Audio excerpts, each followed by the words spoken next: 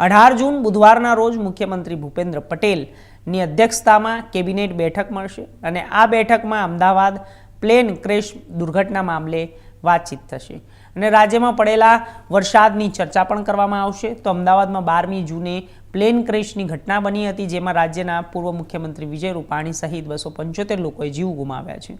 ત્યારે પ્લેન દુર્ઘટના બાદ ચાલી રહેલી કામગીરી અંગે બેઠકમાં ચર્ચા થઈ શકે છે। આ ઉપરાંત પૂર્વ સીએમ દિવંગત રૂપાણીના નિધન પર શોક પ્રસ્તાવિત પારિત કરાશે।